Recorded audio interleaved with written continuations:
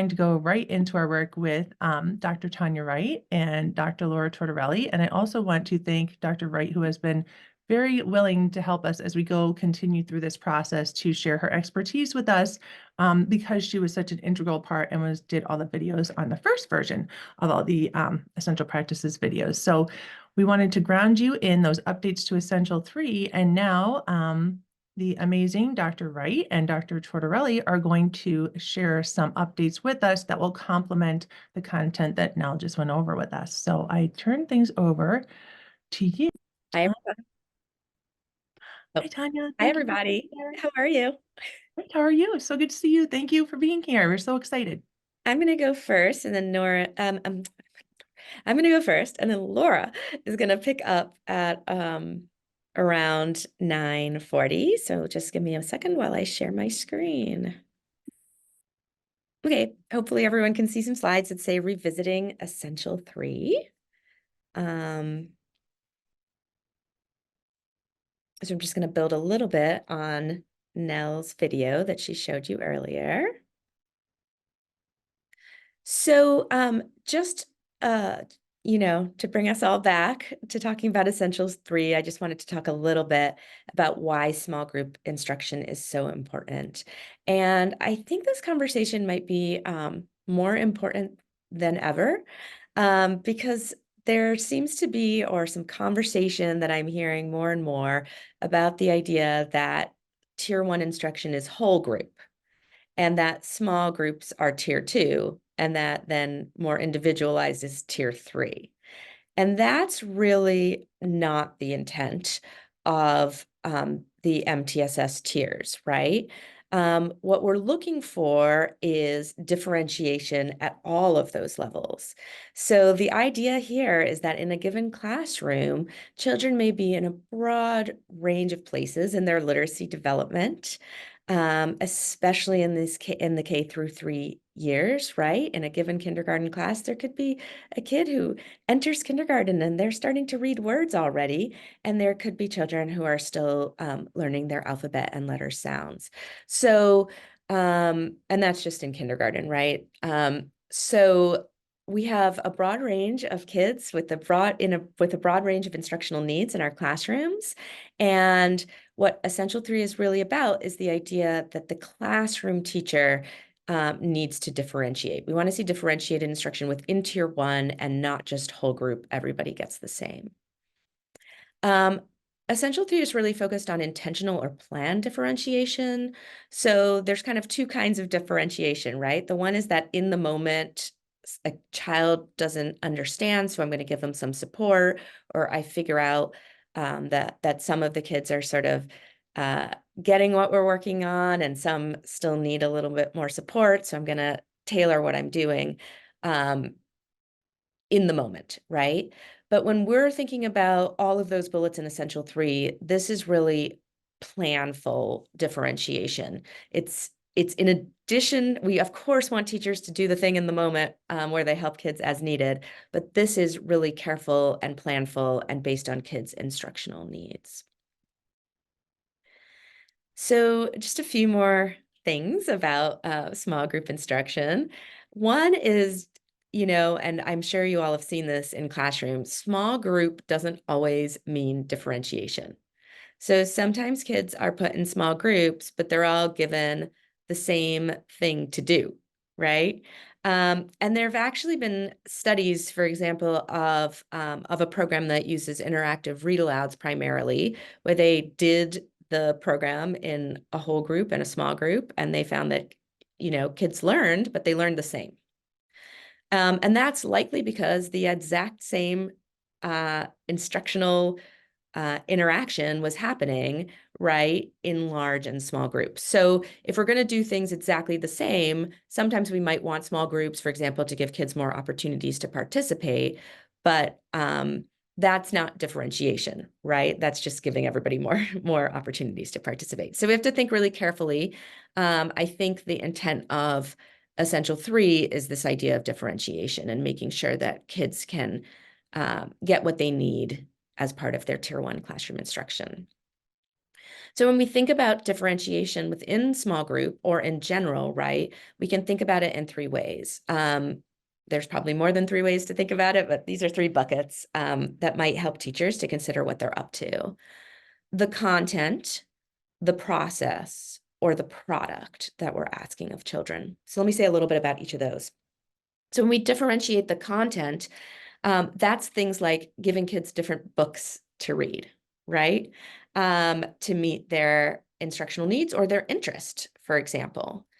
Now, we have a video associated with Essential 3, where actually within the small group, the teacher gives kids different books to read. So she's teaching the same instructional strategy, but she's given kids a range of different books. So we can differentiate the content even within a small group. We can also differentiate the content or the text from group to group. So book clubs, for example, or literacy circles, right, are a good example of that, where kids are either choosing into or we're supporting them in reading a different text, depending on which group they're in, right? So that's differentiating the content of what's going on. If we think about differentiating the process, that might look like something such as one child really needs a planner or graphic organizer before they write, right, to support them in making sure they know what they're doing. And another child really needs a checklist for revising. And you might have one child who doesn't need that checklist because they already sort of can go through in their head the checklist they need to do for revising. Or one child might like to plan in a different way and doesn't need the exact same graphic organizer because they already jot their ideas in a way that's helpful to them for planning. So that's kind of differentiating the process, right? People need different scaffolds and supports as part of their learning. We can also differentiate the product, right? That can be something like, I want to make a poster and I want to make a book and I want to make a video, right? Those are different products that kids might use to share the ideas that they've learned. And they're all wonderful ways to share the ideas kids have learned, right? So we can also differentiate the product where we might know that one child, can write 5 pages in their book and another child, writing a paragraph is where they are in their writing and they're going to draw a little more. And so there we're differentiating the product, right? So I think there are those different buckets and we use them to meet kids' instructional needs. But it's always good to think about all of them, right? Am I teaching different content with different groups? Am I teaching with different processes to meet kids' needs? Or am I differentiating what they're going to make as the end product of their learning? So all things to think about that can happen within small group or larger group. Okay. Nell mentioned that meta-analysis that we added, and I just wanted to share the name with you because I find it to be like so entertaining, and we're just going to be a little nerdy for a minute, but they named it Differentiated Literacy Instruction, Boondoggle or Best Practice. Anyway, that's fun. But it comes because there are some people, again, in the field who say there's just too much going on in classrooms. Kids are in too many different places. There's a wide variety of learners. It's just impossible for the classroom teacher to be able to differentiate. So we should just do whole group instruction in Tier 1. And what this meta-analysis showed, they looked at 18 different studies in elementary. And what it showed is that when teachers differentiate to meet kids' needs in a variety of different ways, it's good for kids' literacy learning outcomes. So if you hear people saying it's impossible, well, we have to make it possible because it's really good for kids' learning. And so this essential is really trying to share some of the ways to make small group instruction feel more possible to teachers in classrooms. So speaking of making it possible, one of the updates to Essential 3 that Nell touched on briefly but didn't really get into, that Laura and I are going to get into today, is this last section below the bullets, which is talking about, while the teacher is with children in a small group, what are the other kids doing? Which is always the question that comes up, right? And also always the concern, especially of new teachers, right? It's, the sort of, what are the rest of the kids doing? How do I keep them occupied? How do I make it so they're not distracting the kids in the small group? How do I make it so the small group's not distracting the kids who are doing other activities? What keeps their attention? And so I'm going to just talk a little bit about that. And then Laura's going to talk a little bit more about some of the things that we can recommend to teachers while they're working with a small group. Okay, so one of the ideas that's in that new section of the essentials is the idea that when the teacher is working with a small group, other kids can be working on their writing in response to reading or in alignment with content area instruction. So I know this is like shocker because it doesn't always happen in classrooms, but we could be doing small group reading and kids could be working on their writing. We don't have to have those in separate parts of the day, right? Um, so it's a wonderful opportunity for kids to work on their writing in all sorts of ways. It could be in response to reading, but it could also be they might be working on something to do with content area learning. So they could be writing a plan. They could be writing something to make predictions about a text. They could be writing to gather information or some sort of research that they're working on, where they're reading and writing for that purpose. They could be interviewing a classmate and writing that down for some purpose, right? They could write to share their thinking about a text or something that's going on in content area instruction. They could be writing opinion pieces or to convince someone or to explain how to do things like a how-to text, right? Or they could be writing a thank you note, right? Whatever we're writing in our classroom could happen while the teacher is working with a small group of students. Kids can be reading in partnership or dyad reading. They could be doing repeated reading by themselves. I'm not going to get a ton into dyad reading, but I wanted to share, and you all will have the links in the agenda, 2 resources about dyad reading. One, I believe, our wonderful Annie made for all of us, and it's got some instructions. It's kind of like a 2-pager on dyad reading. It's really great.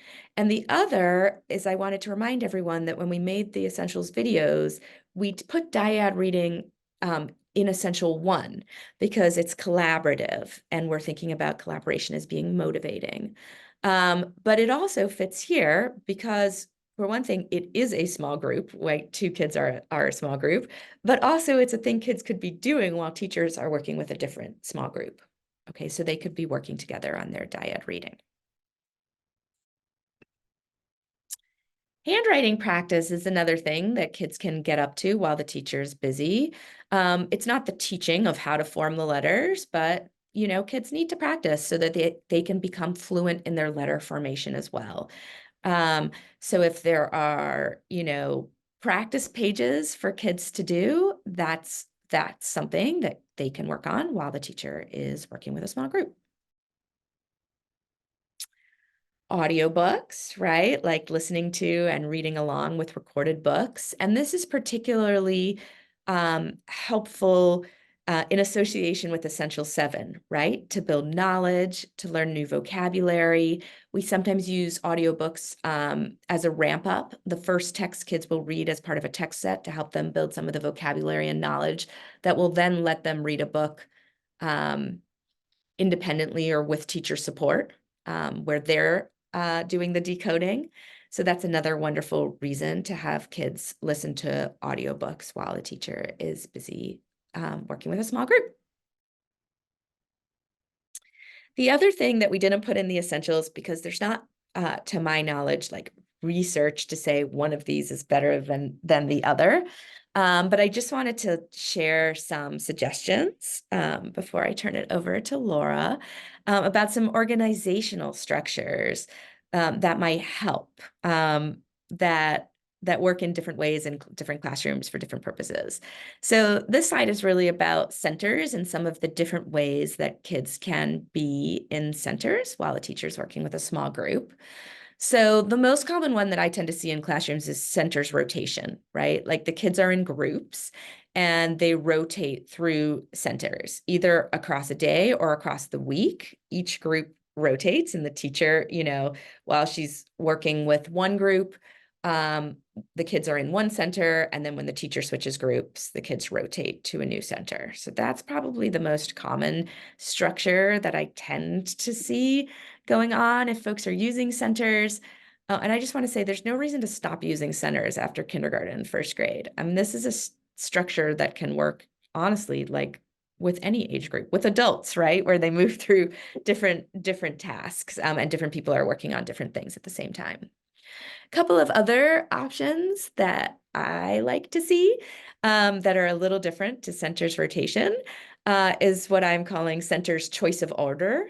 So each child has to go to each center, but they can decide when and how, maybe across the day or across the week. So children have a checklist, and they need to make sure that they've been, for example, to the handwriting center, to go do work on their writing for a certain amount of time, to do their dyad reading at a different time.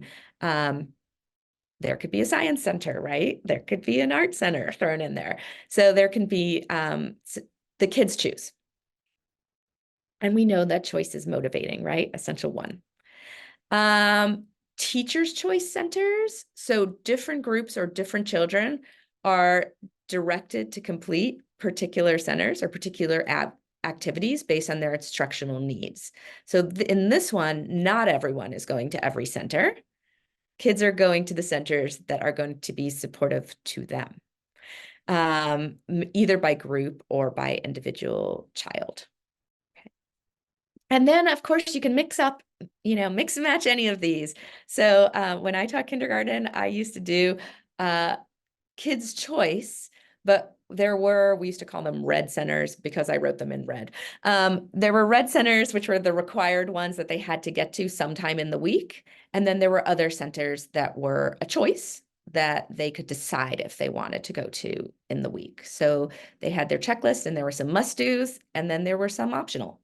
And so kids had a lot of choice. And the one thing that happens in that scenario is, the kids who leave the required things for last and come a little later in the week need to be reminded to get their requirements done. I feel like that just echoes life. They're the people who need to finish their chores before they watch TV, and the people who watch TV and leave their chores. So, different people, different ways, but it works. Okay, a couple other organizational structures that we might not think about when we think about Essential 3. Children are all working on something. For example, they're writing or some sort of reading task, and the teacher is meeting with individuals in conferences. So remember that Essential 3 also says one-on-one or small group. It's not just small group differentiation. And the one sort of caution, there's some evidence that may not work for kids, is what I'm calling truly independent reading with no scaffolding. Like, go choose a book and read it. That works for some kids, but that may be challenging for others, both in selecting a text that they feel that they can read, but also just sort of paying attention and doing the task of reading while a lot of other things are going in the classroom. So reading with some scaffolds is going to work better, like having the partner in dyad reading, having a particular task to do as they read, like a writing, some sort of writing or purpose to the reading, writing after the reading or purpose to the reading, some sort of small group activity, like a book club, right, where they have a task or a role to do as part of their reading, and or the teacher is walking around and the kids have a particular task and the teacher is meeting with kids as they read. So some sort of scaffold that is going on that isn't just, if you're done, read your book kind of thing, which doesn't always result in a a real opportunity for everybody to read. Some kids will definitely do it. They'll bust out their book anytime you let them. But not everybody is going to be able to concentrate and sit and read for a long period of time while the teacher works with another group. Okay. I don't think I stole Laura's time. I'm going to turn it over to Laura, who's going to talk a little bit more about what kids can be doing while the teacher's working with a small group. And thanks for having me for a little bit of time today. We're so appreciative, Tanya. And there are a couple of questions in the chat. So I don't know if you are trying to address those maybe at the end or if you'll have time to type. Thank you so much. It's very helpful. Would you like to answer questions now? I mean, I'm okay either way. I could do, should we do a question? I'm just trying to see, can someone, anyone want to share one of them with me? So one of the questions was about the amount of time, Tanya, like about how much time is there guidance on how long that should take and how long students should be working independently? I don't think we have like a set amount of time. I've never seen a study where kids were assigned to like 5 minutes, 10 minutes, 15 minutes, or 20 minutes with the teacher. Laura, have you? No. Yeah. Okay. So, I mean, I think that's a judgment call, right? I know when I taught kindergarten, the beginning of the year, small groups had to be really short. We had to have some strategies like a clipboard with a sign-up list for kids who needed my attention while I was with a small group, just to make sure that they had a way to know they would get that attention afterwards. And after a small group, I would be sure to make sure I went around and checked in with anyone on the checklist. But I don't think we have a set amount of time. Folks usually somewhere between 10 to 20 minutes, depending on the age or grade of the kids, mostly just so that you can get to all the groups over the course, of the week. So again, even though we say every classroom, every day, we mean small groups should be happening in every classroom every day. We don't actually, there's no expectation that the teacher would see every child in a small group every day. That would be probably just way too much. That wouldn't usually fit in people's instructional context or the time in their settings. All right, I know that there's more going on in the chat, but I want to pass it over to Laura so she can share some more ideas about what kids can be up to while a teacher's working with small groups. Yeah, thanks so much for having me. I'm excited to share out. This is actually the result, sort of what the findings and results of a study that I did here in the Lansing, East Lansing area with some teachers last year, and it was funded by the Spencer Foundation, and we called it the Improving Digital Equity and Literacy, or IDEAL project, because we wanted, and it was really focused on digital texts. And the way this fits in is sort of the idea for the study came from an earlier study I had done with Amy Parks, who's a colleague here at Michigan State with me and Tanya, that was funded by the National Science Foundation. And it was about looking at technology and how technology can improve early childhood instruction. And basically, the idea was that there was a project that was done in partnership with WKAR here, where every kindergartner in the Lansing School District got a one-to-one tablet device, which they had not had before in the Lansing schools. And we did a randomized control study where some classrooms got those tablets loaded with math games that were going to help build up their foundational math skills. And some just got the tablets and could do whatever they want with them. But what we found was, and we were hoping to find, and the kids who got the math games were required to use them a certain number of minutes a week. I think it was 45 minutes per week. They were supposed to be playing the math games. And what we were hoping to track was whether the spending time with that technology would increase their foundational math skills. I don't know if anybody can guess what happened. But their literacy skills actually improved instead. When the teachers got the tablets and committed to having their kids spending a certain amount of time with them over the week, they actually had small gains in their literacy skills and not in their math skills. And so fortunately, I was working with Amy Parks, who's a wonderful qualitative researcher, and we had lots and lots of interview data from the teachers and small group and focus group data from the teachers. And what we found was the major difference that committing to using this technology in a kindergarten classroom had made for them was it freed up the opportunity to do small group literacy groups, which they had not been doing before they had those. And of course, other teachers could have done that as well, but they hadn't sort of, they didn't have to integrate it into their routine in the same way. And so what this really made me realize is that we are not talking enough about this technology piece and how we can use it to support this small group literacy instruction. There's a little bit in the essential, and there's all kinds of things in the essential that could be done with technology, but that's not really the focus, right? The focus is on the instructional activities, but a lot of those instructional activities are being done. Oh no, I can hear one-to-one technology now, and so that was sort of that plus the shift towards using more and more digital text during COVID really pushed me to want to understand how digital texts are being used in classrooms and how we can improve the use of digital text in those classrooms. To tell like a little story, I once saw I've been working with a first grade teacher in the area here and visiting her classroom on a regular basis. And she was trying to do small group work for the first time. This was her new thing. She was going to do small differentiated instruction to work on phonics skills.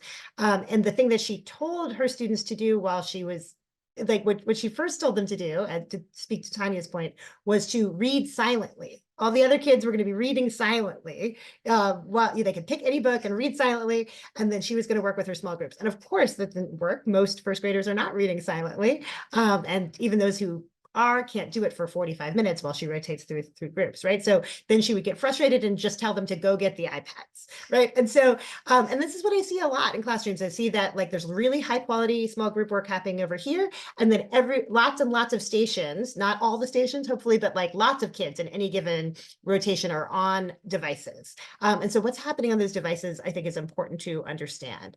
What we know from the research is that when we think about digital texts as a reading opportunity, like we know that they can support reading development. They have built-in scaffolding, many of them, that can help kids who are not quite ready to do a lot of independent reading read more independently and get something out of that reading time.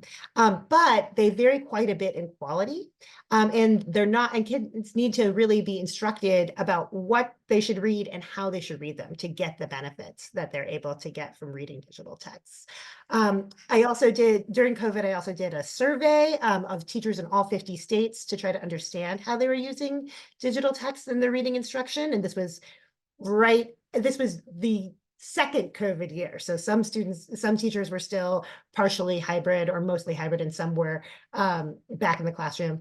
And teachers were using digital text frequently, but they reported that they were using primarily level text and decodable texts, but they were primarily assigning them to be read in read aloud mode, right? And so this again speaks to Tanya's point that when we want kids to have really rich read aloud experiences, right? We want to pick texts that are interesting and that build their content knowledge and vocabulary and that are too hard for them to read independently. Whereas when we think about digital decodable texts or level text, those are really texts that kids can read more independently or with a little bit of support. So what we find is that the things that are on offer that the teachers see as available don't always match up to the scaffolding that is being offered. And we also found that teachers really didn't get any training or support for understanding how to use these texts, what was available, and what the best ways to incorporate them into their instruction were. So that led to, and here we also found out what was being most used across the country a couple of years ago. Epic was by far the most popular, but there was also quite a few teachers using Scholastic News, Khan Academy, Imagine Learning, Reading A to Z is very popular, and Raz Kids were very popular. And so my project with the Spencer Foundation was really about trying to identify how teachers are using these and try to create a framework for integrating digital texts into instruction that will be useful for teachers, but would also reflect what we know from research. And so I worked with 13 teachers and 3 literacy coaches across 3 local school districts here, primarily focused on this early childhood piece, because those are the kids that we have the most trouble, I think, keeping productively entertained during small group instruction or other downtime when the teacher is not available to work with them. And these were the programs that were being most frequently used by the teachers in the project. And you'll see the EPIC and RAS Kids and Reading A to Z were all very popular here as well. ReadWorks was used by a few teachers. Starfall was very popular. And then Storyline Online, which was one that I actually hadn't seen before and wasn't as popular in my national survey, but was very popular locally. And so what we did was we met monthly, and I also observed them using these tools in their classrooms. And we discussed and we basically discussed what the research says and how practice and tells us how these things are actually being used in practice. And here are just some things that the teachers told me about what they wanted to get out of participating in this project. They wanted to figure out how they could use these digital texts and resources that had been provided, sometimes during the pandemic, for the first time, to actually support skill development. I really like this quote because this teacher says, "I'd like to learn a little bit more about effectiveness and how it relates to kids' reading development, because I was the person in the classroom who was like, you guys just have to be quiet, get on the computer."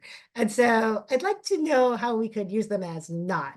And so to be clear, what I found with, in my study with Amy Parks is that there's no shame in using these things to help you do your small group literacy instruction. There are benefits, and teachers need that support. But these teachers, and I think a lot of teachers, are interested in how they can both keep kids entertained and engaged, and further their skills during this time. And if you think about it, if you're doing 3 small groups in a day, that means some days, if the kid is not in a small group, that's 45 minutes of instructional time that they have to do something else. And so I appreciated that teachers wanted to maximize that time. Another thing that came up is that teachers were really interested in supporting children's phonics skills, wanting to give them additional practice in using those phonics skills during this time, and figuring out how digital text could give them that support. And that came up across a couple of different teachers, that they were like, these kids really need extra foundational skill support. I'd like to figure out how I can do that within these digital text programs that I'm using. So here's sort of the timeline of the project. And so what we found is that there actually, through a review of the research, there actually are features that can support kids across stages of literacy development. So whatever you think, you can differentiate how children are using digital texts and support them in a range of skills. For foundational skills, particularly phonics and alphabet knowledge, if kids can press on words as they're reading and hear them pronounced out loud, that can really help them do that phonological recoding as they're reading. And ideally, if there's a second level where interactives can segment words out, into their letters and sounds, that can help them even more with that orthographic mapping piece.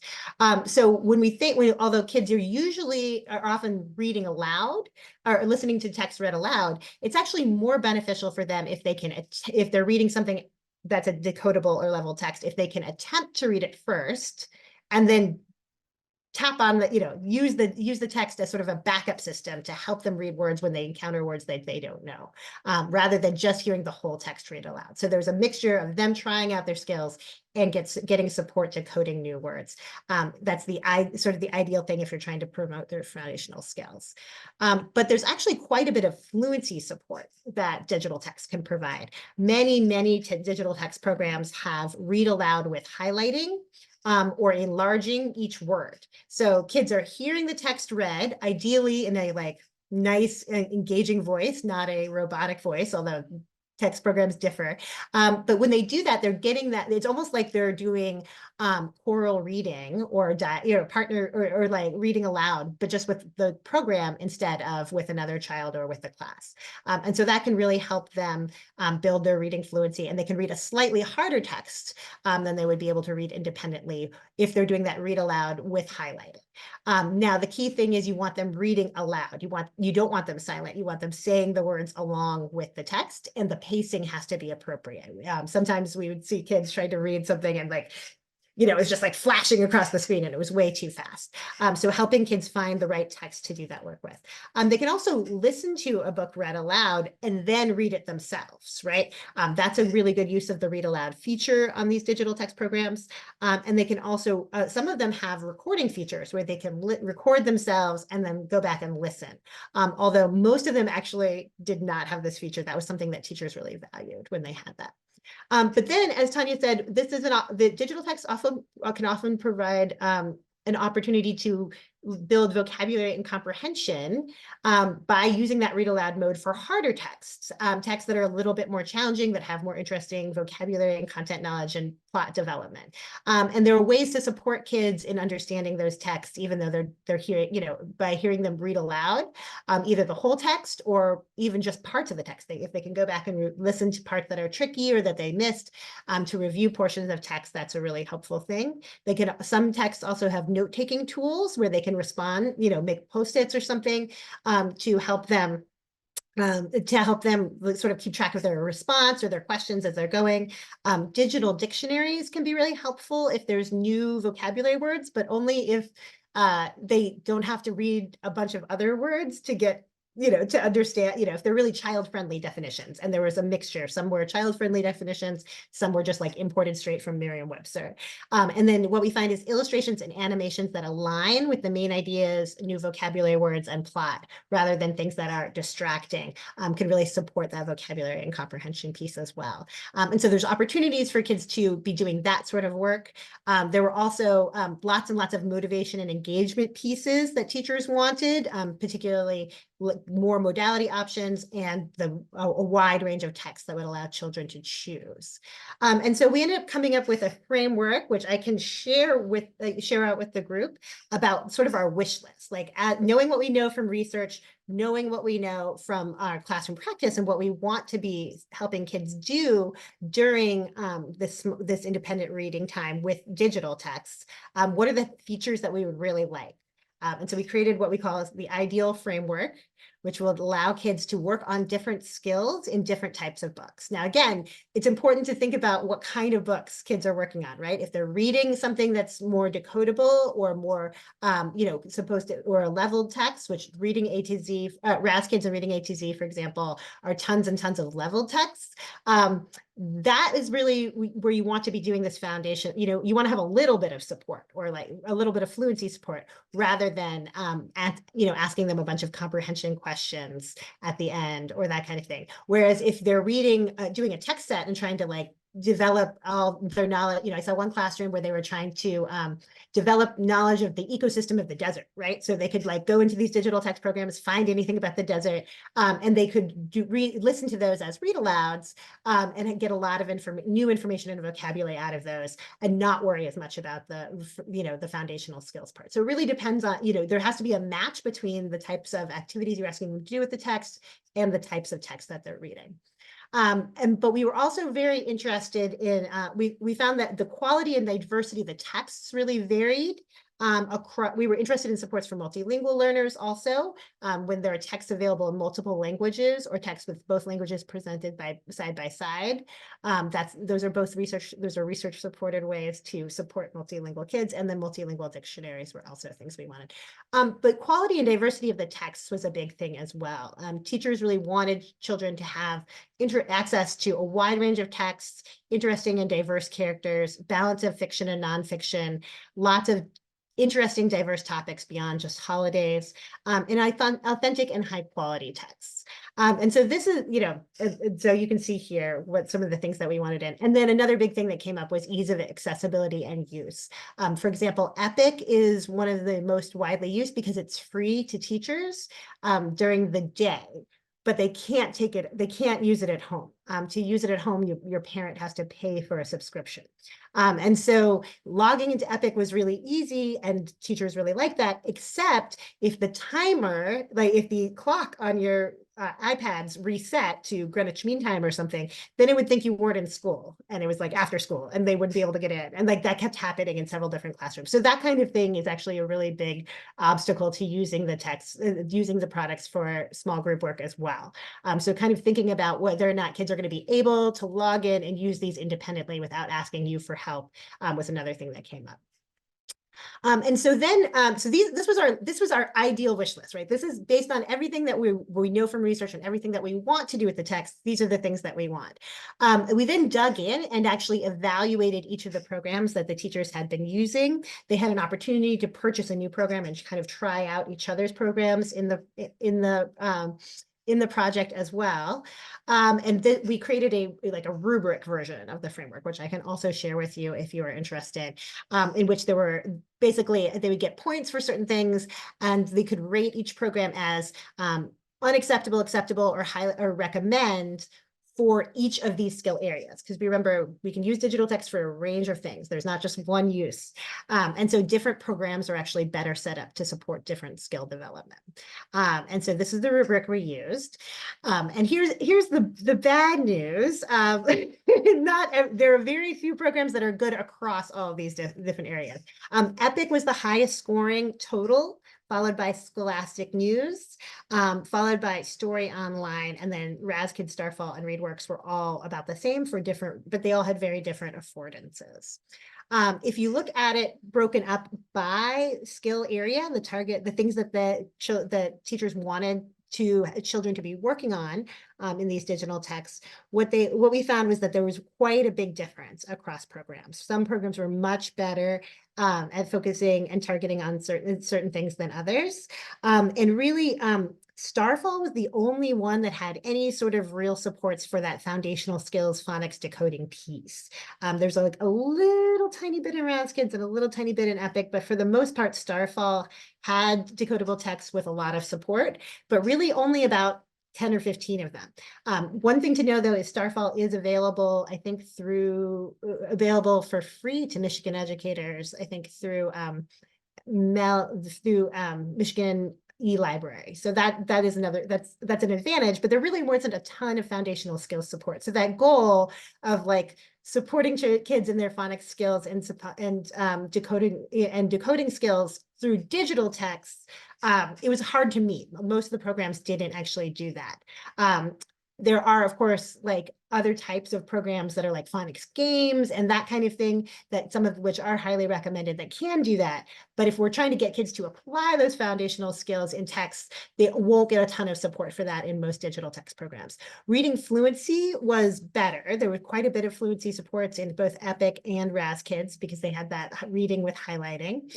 And then vocabulary, the best supports were actually in Scholastic News because they had child-friendly definitions that you could tap and like pull up the definitions, and they would have context and examples and non-examples and that kind of thing. So there was more vocabulary support there, and there was more introduction of content area vocabulary and repeated vocabulary and illustrations of vocabulary and that sort of thing. But so you'll see that there's just quite a bit of variability across the programs in what you're trying to work on in terms of what features are available and what the supports will be.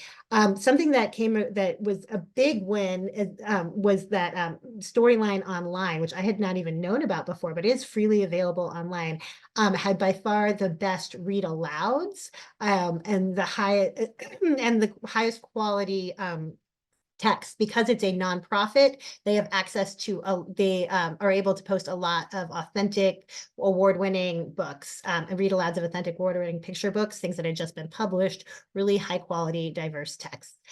They're primarily read alouds, although they do put like closed captioning at the bottom so kids can read aloud, but it's really about having an immersive story experience. And they do the thing where they kind of like pan over the illustrations, almost like old Reading Rainbow style, and it's very engaging and beautiful. So if you're looking to support kids and engage kids in high quality read alouds, that's a great option right there. EPIC also had quite a wide variety of things to choose from, although because of the proprietary nature of EPIC, they don't always have access to all the books that kids might want to read, like the newest picture books and that kind of thing.